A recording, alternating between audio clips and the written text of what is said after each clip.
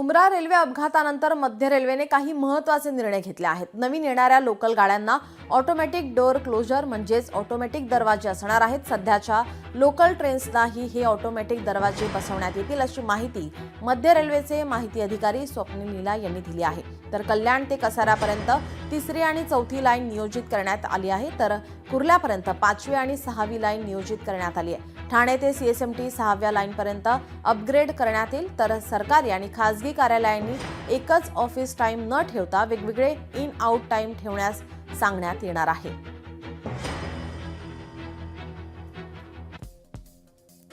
सर्व लोकलचे डबे 12 वरून 15 पर्यंत करणार। मध्य रेल्वेने महत्त्वाचे निर्णय घेतलेत। नवीन गाड्यांमध्ये ऑटोमॅटिक डोअर क्लोजर असणार। सध्याच्या लोकल ट्रेन्सनाही ऑटोमॅटिक डोअर लावण्यासंदर्भात विचार केला जाणार। कल्याण कसारापर्यंत तिसरी आणि चौथी लाईन, तर कुर्लापर्यंत पाचवी आणि सहावी लाईन नियोजित करण्यात येणार। ठाणे ते सीएसएमटी 6व्या लाईनपर्यंत अपग्रेड करणार। सरकारी आणि खासगी कार्यालयांनी वेगवेगळे इन आउट टाइम ठेवावे।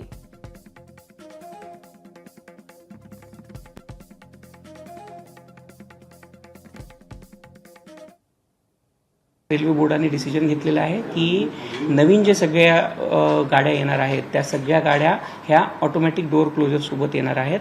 त्याच्यामध्ये ऑलरेडी ज्या 238 AC लोकल मुंबई सबअर्बनसाठी घेतल्या जाणार आहेत त्या गाड्या ज्या आहेत त्या ऑटोमॅटिक डोअर फिटमेंटनी येणार आहेत, ऑटोमॅटिक डोअर क्लोजरच्या सिस्टमसोबत येणार आहेत। सोबतच तिसरा एक डिसिजन घेण्यात आलेला आहे की याच्यामध्ये ICFद्वारे ज्या एक्झिस्टिंग लोकल आहेत त्या लोकलना आपण हे करतो आहोत, रेट्रोफिटमेंटच्या माध्यमातून दरवाजे बंद करण्याचा जी सिस्टम आहे ती लावण्याचा आपण प्रयत्न करणार आहोत, असा डिसिजन आता घेण्यात आलेला आहे।